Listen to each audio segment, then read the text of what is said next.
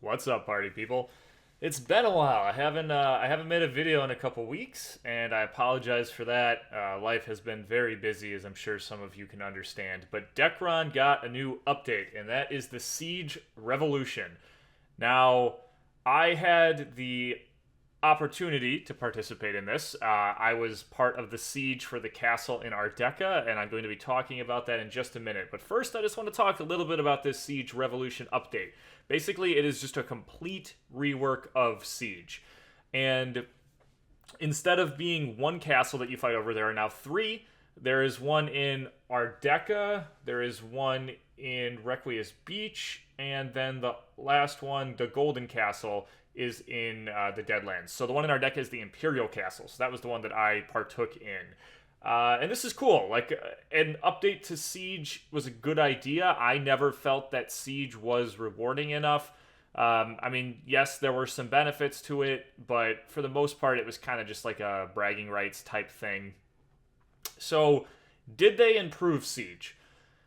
Well, guys, I'm going to give it a solid kind of. Just because they really didn't make it that much more rewarding, to be completely honest with you. Or they didn't make it rewarding to the point that I feel like it's going to get people to participate in it a ton. But I can touch more on that in a little bit. So basically the new mechanic here now is you go to the siege, you go to the castle. It's a much smaller map and less complicated, which I kind of like. I mean, if you saw my video when I was participating in the previous sieges, basically I was lost a lot of the time, and I was stuck on walls and stuff, so this is definitely an improvement to that. Basically, you go in, you have to break through a couple gates, and then there is a crystal that you have to destroy, and then you claim the castle. Now, if you own the castle, there's some things you can do, like you can summon guards, and you can reinforce walls, and you can give buffs to your guild members, or you can give debuffs to the opponent guild members. So those mechanics are pretty cool. But the main issue that I have with it, like I mentioned, is the rewards. So basically, if you go ahead and you take a castle, you get to go to the treasure room. Or more specifically, your guild leader gets to go to the treasure room. And within the treasure room, there's some rewards you can get. I'm trying to scroll to the list here. But basically, you can get stuff like Z coins, HP packs, experience scrolls, etc. With the main thing being the castle tokens, which you get a couple of, which are going to be used to make a new really, really strong accessory. Now, the issue, though, is...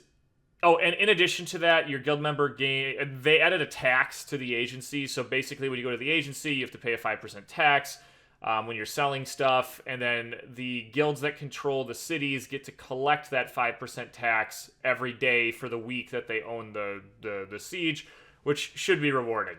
It kind of is. But once again, you're not rewarding the actual players for participating. This is relying on the guild leader then taking that money or taking those rewards and splitting it among their guild members, which is just kind of complicated in my opinion. I'm sorry, but I think that's kind of complicated. There should be a more straightforward reward for the people who participate or the people who win. Not to mention that the actual rewards, like the Z coins and the MP pots, I mean, what's the point of that? Like, those are terrible rewards. You can get Z coins super easily. HP pots, you just buy those. There's like a buff, a transcendent coin. I guess there's a 1000 experience scroll, but I don't know. Overall, I'm not impressed with the reward pool. And like, what's the point of the members going and helping if they're not going to get some type of a reward for it? You know, yes, then you have to rely on the goodwill of your guild to, you know, give you some money or give you something for helping. But I really feel like there should just be like a quest, right? Like, win a siege. So you go in, you win the siege, and you get X reward. And that X reward should be a reward that helps you in PvP, because this is a PvP piece of content, right? Like, this is one of the biggest issues I have, is that they don't make actually playing the game rewarding enough. They don't make like events rewarding enough. And it's very frustrating to me. I compare it to DK Square when I was playing more, right? Because there was the DK set. There were DK points and there was the DK set, right? So when I started in DK Square, I was getting wrecked. I was getting one-skilled. I was getting destroyed. But I went and I did it because I would get those DK points. And what could I do with those DK points? I could make myself a set. I could make myself I could get the +7 items. I could try to get them to +9. Or I could take the DK points, buy the +7 items, and sell them to players to buy the stuff that I needed. It was worth it. I was rewarded for actually playing the game. And I did. I played for hours on ends every day when I got home because it was actually rewarding. I just don't see this as being rewarding. And it's like, yes, then, one cool thing is like the area where you win, you get your guild flag flown, which is kind of cool. But I just don't think it's rewarding enough. I don't think it's rewarding enough. Now, the second thing I'm going to do is, or I've probably already had some Siege footage up in the background right now, but the castle that I was I was assigned to taking was very inactive. I had no PvP whatsoever during this fight. The main fight definitely happened at the Requius Beach Castle, which was whatever name, Con Belton Castle, and I was not there. But it was really disappointing, honestly. Like, it just shows like how small the population is in this game. And it's not even about the population being small, but the size of the population that actually does PvP is very, very small.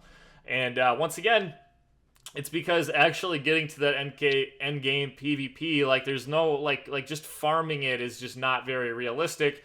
I mean, yeah, the free way you can do it is just run like a million alts on your computer and sell like the angers and stuff like that. But who wants to do that? That's like not fun. It's like we actually want to play the game, not just AFK. Like, I feel like, honestly, I heard someone say this the other day. I feel like Dekaron's becoming like an AFK simulator, and it basically is. The only thing that you get rewarded for is like AFKing on battle support, and that's just terrible. It's terrible. They just don't make the rewards like from actually playing. Like what dungeon is actually more rewarding than just running battle support? Like, none of them. Like, honestly, you get more experience if you just AFK in Arcadia. You get drops that you can actually sell just by AFKing. Like, it's like, what dungeon is actually more rewarding than that? And the answer is like none of them. So I don't know, I'm ranting. That's not what I meant to do. I meant to talk about Ardeca's first siege. So my experience, we went in, we took the castle, and I AFK'd on the wall for the next 50 minutes. So like, that was super boring. So here's a couple things that I noticed while I was inside the castle. One, once you take the castle, you get teleported to the middle, and there's an NPC there that you can converse with. As the guild leader, this is where you can activate your buffs, and if you're just a player, you can use it to teleport to various points on the map. Now, the only issue I have with this is when the walls are still up and you teleport, you can get stuck outside the castle, or you can get stuck like in the middle section of the castle, and there's no way to teleport back to the center. I'm guessing the only way to get back to the center is if you die. I don't know, but that kind of just seems like an oversight to me. I feel like you should be able to teleport anywhere. I mean, if you can teleport to these points, why not be able to teleport back? I mean, maybe it's so you can't escape fighting someone or something like that. I don't know. I don't really understand it, but that part of it seemed kind of silly to me. The amount of HP on the doors and the crystal are actually pretty high, and you can only do 1 damage, so the best thing to do is to just throw on some boxing gloves and have a bunch of people attack it. I did it with like a full party or two on the crystal, and it took us almost 5 minutes with like a full party smacking it to actually take down the crystal. So the crystal actually takes quite a while to knock down. I feel like taking the castle from people who already have it is going to be pretty challenging. But yeah, I don't know. The update to Siege, I think, overall is good. Like, the idea, the implementation, the battlefield, all that is cool. The maps are cool. That is all cool. If you want more people to participate in it, which I want more people to participate in, I mean, who doesn't want more people to play and more people to PvP with, is that you just don't make it rewarding enough. Or you have, like, PvP content, but that PvP content doesn't actually make you any better in PvP. You know, like it used to be that way, because you could farm, like, the DK stuff. But it's just not like that anymore. It's just not like that anymore. DK Square is the same thing now. It's like doing DK Square will not actually make you any stronger in PvP. Literally, you'll just go in and get one skilled by someone who has a lot more gear than you, but actually participating doesn't benefit you. It doesn't help you achieve becoming stronger in PvP. So, nah, guys, I failed hardcore here. I literally just wanted to come in. I wanted to make this video. I wanted to talk about Siege and how I just AFK during it. Instead of it, I start ranting about the things that I'm upset with in Dekaron. But are you guys really surprised? This is basically me. But you guys who watch my videos know this already. There's some more kind of interesting things with the mechanics in Siege, and I'm sure I'll be participating with it more in the future. But I don't know. Overall, good update, bad rewards, just as usual. Like they release a cool piece of content, but like it's not actually very rewarding for participating.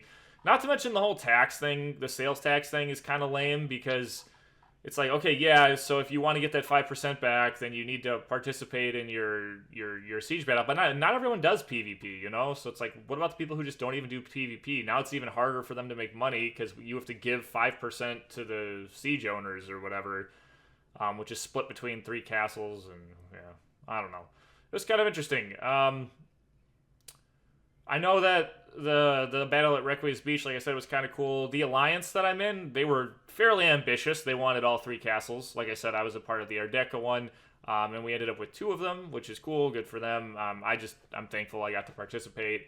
I think Faithless took the Requies's Beach one, which is good. They're a very strong guild. It doesn't surprise me. If they we've got like 3 alliances, or we've got our guild members split in different locations. I mean, it's obvious that without like the full force of the guild, then it's going to be hard to take down a guild like Faithless. I mean, it's not surprising. But I don't know. Although at the end of the day, it's just who has guild members that spend more money. Not to be offensive in any way, shape, or form, but it's just the truth about this game, which is a little bit of a bummer, but that's just how it goes. Anyway, guys, that's kind of my little rant about Siege here, or the Siege Revolution update. I hope you enjoyed it. Questions, suggestions, guys, as always, you can leave them in the comments. And until next time, take care.